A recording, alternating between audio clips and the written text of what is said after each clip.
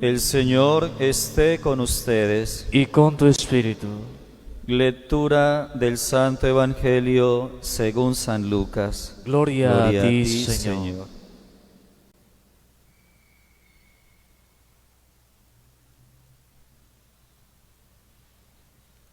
En aquel tiempo, Jesús iba caminando de ciudad en ciudad y de pueblo en pueblo, proclamando y anunciando la buena noticia del reino de Dios. Acompañado por los 12 y por algunas mujeres que habían sido curadas de espíritus malos y de enfermedades. María la Magdalena, de la que habían salido 7 demonios. Juana, mujer de Cusa, un administrador de Herodes. Susana y otras muchas que le servían con sus bienes. Palabra del Señor. Gloria a ti, Señor Jesús. Pueden sentarse.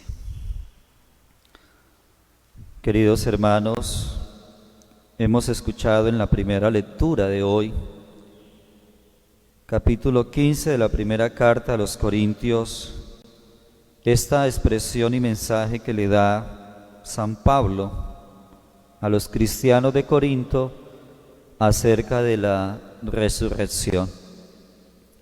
Y dice el apóstol que si Cristo no hubiese resucitado, vana sería nuestra fe, vana sería la predicación e inútil todo lo que Cristo hizo por nosotros. Si eso se anuncia, si eso se comenta y se dice, dice el apóstol, somos los hombres más desdichados. Pero no. El apóstol es muy claro y muy conciso en afirmar en que Cristo ha resucitado, el primero de todos, y en Él todos nosotros también resucitaremos.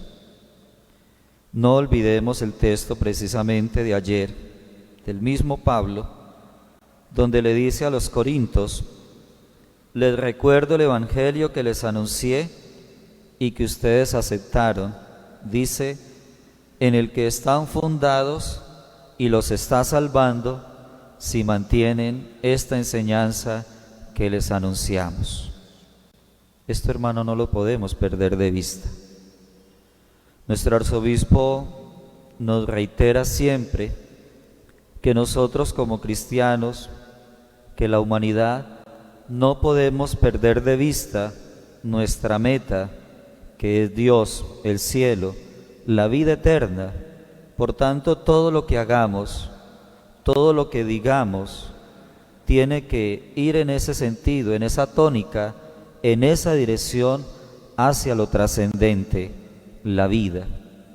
No podemos permitir que la muerte, como acompañada de la oscuridad, vaya cubriendo nuestras acciones y las tinieblas tomen fuerza, en el sentido de que como seres humanos perdemos lo trascendente, nos olvidamos hacia dónde vamos, la vocación a la vida eterna, a la santidad, y quedemos solamente en las cosas del mundo material, del mundo pasajero, en el que terminamos lastimosamente dañándonos, afectándonos a nosotros mismos. Si estamos cimentados en el Evangelio, fundamentados en él, dice el apóstol, también la resurrección y las acciones cotidianas que den esperanza, que den vida, que den alegría, tienen que ser entonces nuestra constante. ¿Y qué es eso de estar cimentados o fundados? Un edificio, lo primero que se construye es el espacio donde van a ir las bases, esas columnas abajo, que son las que van a sostener y a dar fortaleza luego a todas las demás columnas que suben y en sí al edificio. Es decir, los principios de nuestra fe que hemos aprendido desde niños en la catequesis y que no podemos olvidar. El querigma mismo de reconocer siempre la vida de Jesús, Jesús vivo, muerto y resucitado, que en la catequesis se llama el querigma o el primer anuncio, para no perder esa certeza y esa esperanza de la vida eterna. Por eso hoy entonces el apóstol aclara que nosotros, unidos a Cristo, también vamos a resucitar. Esa es nuestra certeza, esa es nuestra esperanza, y no podemos permitir que la muerte o la indiferencia hacia Dios vaya reinando, como apoderándose de nuestro mundo, en el que cada vez parece que la fe perdiera espacio, que la misma fe es perseguida, que los mismos cristianos ya no tenemos como el mismo derecho y la misma dignidad de profesar y de celebrar nuestra fe. No podemos perder la esperanza. Y si San Pablo nos habla de la vida eterna, de la resurrección, pues nosotros debemos ser conscientes que con nuestras acciones debemos ser partidarios de Cristo, partidarios de la vida y no ser partidarios de la muerte y de la destrucción. Las drogas, los vicios, el alcohol, los desórdenes en el campo de la sexualidad, tantos otros males, son como esa nube que nos va cubriendo y que nos va empañando. Es lamentable y triste escuchar la noticia, sobre todo el asesinato de líderes sociales, de jóvenes, y lastimosamente se analiza en esos sectores del país donde suceden estas masacres y demás, y son lugares donde impera los cultivos ilícitos, el comercio y la explotación de la minería, que es un mal que afecta y que arrasa familias, destruye pueblos, y que por la ambición del dinero, del poder, se acaban pueblos enteros, se destruyen familias.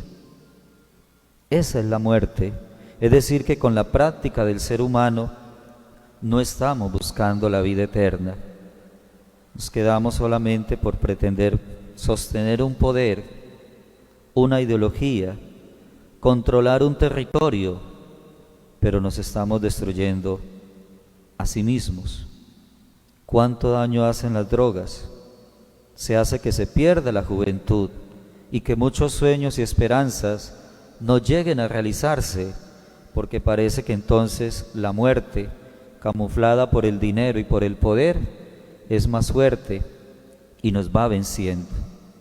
Es decir, que en la vida práctica, en nuestras acciones, en nuestra manera de pensar, en el futuro que queremos hacia adelante, se está jugando nuestra trascendencia, la vida eterna. ¿Qué tipo de iniciativas, de proyectos, qué tipo de futuro quieren hoy nuestros niños y nuestros jóvenes? ¿Hacia dónde los estamos educando? ¿Qué valores y principios humanos y cristianos infundimos nosotros en ellos para que reine la vida, se viva la presencia de la dignidad del ser humano y la trascendencia del mismo, y no dejarnos empañar por la muerte? Dice San Pablo, si Cristo no hubiera resucitado, seríamos los más desdichados. Pero sí que desdicha cuando este tipo de situaciones van llegando a nuestros territorios, se van apoderando y quitan la paz y la armonía de las personas, de las familias y de los pueblos.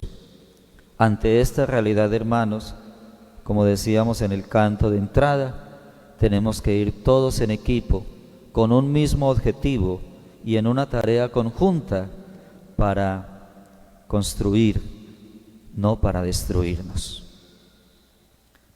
El texto del Evangelio hoy es continuidad del de ayer precisamente, y hoy Jesús nos cuenta, San Lucas, lo encontramos como un hombre itinerante que va de ciudad en ciudad y de pueblo en pueblo, llevando la buena nueva de Dios. Aprendamos, hermanos de Jesús, esta característica. No nos quedemos solamente esperando que vengan a darnos, o en este ambiente de esperar solamente escuchar en casa la celebración de la Santa Misa. No, tenemos que ir despertando y no podemos olvidar ese compromiso misionero que lo llevamos precisamente desde el bautismo, también de anunciar nosotros la buena nueva del Señor. Como Jesús, seamos itinerantes, o como nos dice el Papa Francisco, callejeros de la fe. No tengamos miedo de eso. Y segundo, el texto nos relata cómo en ese caminar continuo de Jesús, las mujeres lo acompañan y juegan un papel importante también en esa obra evangelizadora. Hoy este Evangelio nos permite reconocer el valor, la importancia y el tesón constante de la mujer en todos los campos de la vida humana. Casi que me atrevo a decir que si nos contamos los que estamos aquí, creo que el número de mujeres nos gana, ¿sí? Eso significa la fe, la confianza, la perseverancia que no podemos perder en nuestra vida. Agradecemos la presencia de la mujer en todos los campos de la vida de la Iglesia, no solamente de las religiosas, claro, es muy importante, pero también la mujer que es esposa, que es mamá, que tiene su trabajo, que tiene su local, la mujer que es docente, que trabaja en el campo de la salud, también en el campo de la policía, todos estos espacios en pro del servicio al Estado también, pero desde allí da ejemplo, da testimonio y, como dije al principio, encarna esa ternura, esa bondad y ese amor de Dios en cada uno de sus ambientes. Esto, hermanos, no lo podemos olvidar. La mujer también que comparte la vida con los pequeños, no solamente en la casa, sino que acoge a otros niños, por ejemplo, en todo el campo del instituto familiar. Otros espacios en la atención de los ancianos, de los enfermos, la mujer en el campo, las indígenas, que siembran y cultivan en sus hijos y en sus pueblos los valores y los principios humanos, cristianos, pero también hablar de los principios ancestrales. Y esto nos corresponde a todos, las virtudes y los valores que toda mamá enseña, comparte a sus hijos como una herencia que nos identifica como pueblo en cada una de nuestras culturas. Hoy les animo a que sigan todas las mujeres, igual los hombres, tengamos las actitudes de bondad, de acompañamiento en la obra del Señor en tantos campos de la vida social. Hoy necesitamos seguir encontrando y siendo como la Verónica del Evangelio para enjugar, para limpiar tantos rostros que están sangrentados, llenos de lágrimas, tantos rostros tristes, precisamente para acompañar, para consolar. Hoy necesitamos una actitud como la Madre Santa Teresa de Calcuta, para saber reconocer a Dios en el pobre, en el necesitado y ayudarlo, atenderlo. Necesitamos una actitud como la de Santa Laura Montoya, nuestra primera santa colombiana, que reconocía en los indígenas la presencia de Dios y se vio impulsada, aún sola, incluso desobedeciendo las órdenes de los superiores, para ir a las montañas, a llevar a Cristo a los indígenas, a aquellos que no contaban en las cifras del Estado de la época, Y aún hoy, tantas personas que para el Estado no cuentan, pasan desapercibidas. Hoy necesitamos un tipo de corazón y una mirada hacia esos lugares que les hablo. Ella misma como educadora, y cómo ha dejado en su comunidad las Lauritas, sobre todo el empeño de la educación en estos lugares tan alejados, para reconocer en ellos la dignidad y la misma presencia de Dios. Pero también hay que valorar, hermanos, el instinto, el deseo de salir adelante, de profesionalismo y de dejar en alto el nombre de cada familia, el nombre de cada región, departamento o un país. Caso de las mujeres en la vida pública, en el servicio, las mujeres en el campo del deporte, en todas sus ramas, que nos dejan muy en alto y que nos hacen soñar y visionar que sí es posible, que sí se puede. En sí, valoremos el papel de la mujer y su tarea que cumple y desarrolla de manera silenciosa, pero también de manera muy entregada, muy eficiente, muy fiel en tantos sectores de la vida, empezando, lógico, desde la familia. Si uno se pusiera a ponerle precio al trabajo que hace la mujer, tendríamos que pagar justamente una suma grande, porque son tantos los campos en los que la mujer actúa y es silenciosa, y de pronto por ese silencio los hombres no lo valoramos, no lo agradecemos, y por eso a veces preferimos estar solos, hacernos los machos o los fuertes, despreciando precisamente lo que Dios ha querido desde el Génesis, cómo la mujer fue creada para estar allí acompañando y ayudando desde su capacidad la tarea misma del hombre.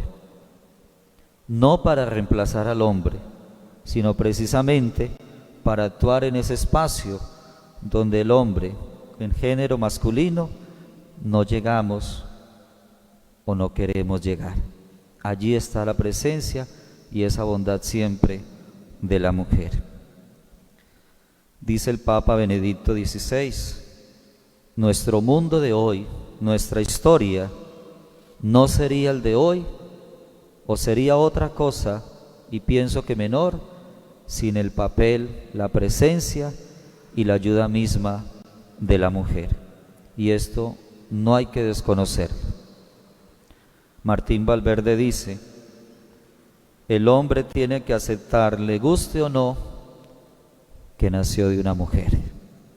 ¿Sí?